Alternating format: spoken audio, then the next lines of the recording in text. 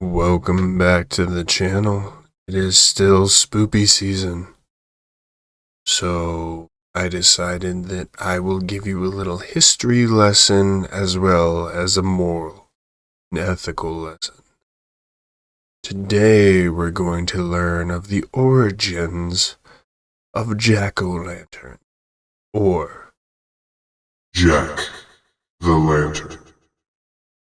as the story goes, several centuries ago in Ireland, there lived a drunkard known as Stingy Jack. He was known throughout the land as a deceiver or manipulator. On a fateful night, Satan overheard the tales of Jack's evil deeds and silver tongue. Unconvinced and a bit envious of the rumors, the devil went out to find him for himself and wanted to see if Jack lived up to his vile reputation. Typical of Jack, he was a drunk. Could be found wandering through the countrysides most nights. This particular night, he came upon a body laid upon a cobblestone path. The body, with an eerie grimace on its face, turned out to be the devil himself. Jack realized that this was his end. Satan had finally come to collect his malevolent soul. So Jack made one last request. He asked the devil to let him drink ale before he departed to hell. Finding no reason not to acquiesce his request, Satan took Jack to the local pub and supplied him with many alcoholic beverages.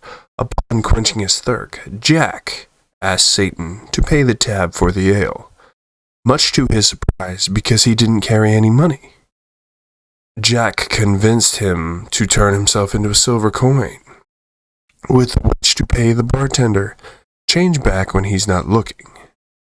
Satan did so, impressed upon by Jack's unyielding, nefarious tactics.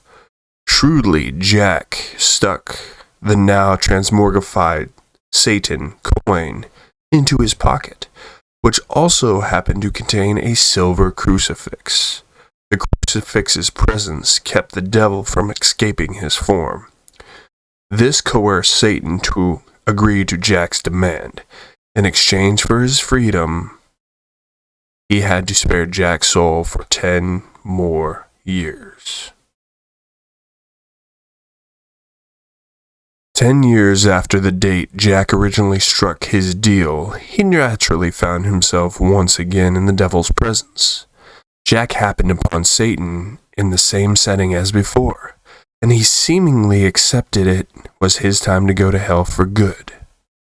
As Satan prepared to take him to hell, Jack asked if he could have one apple to feed his starving belly. Foolishly, Satan again agreed to his request.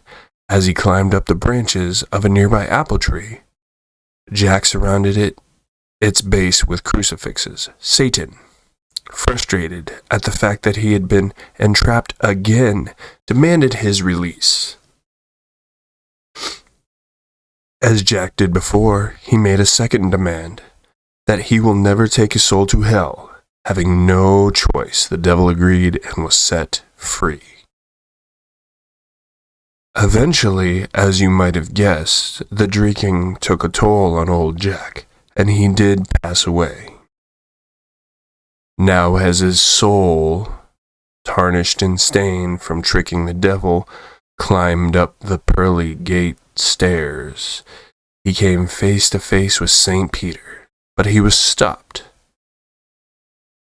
This man had drawn the ire of God, so it was God who opened the gates and stood before him and told Jack that because of his sinful lifestyle and his deceitful nature and drinking, he was not allowed in heaven. Dismayed, Jack turned and went down to the gates of hell and begged for admission into the underworld. Satan, fulfilling his obligation, could not take his soul, because remember, the devil always keeps his promise. So at this, Jack was doomed to roam the plains between good and evil, life and death, with only but a single ember to light his way. As a consolation gift,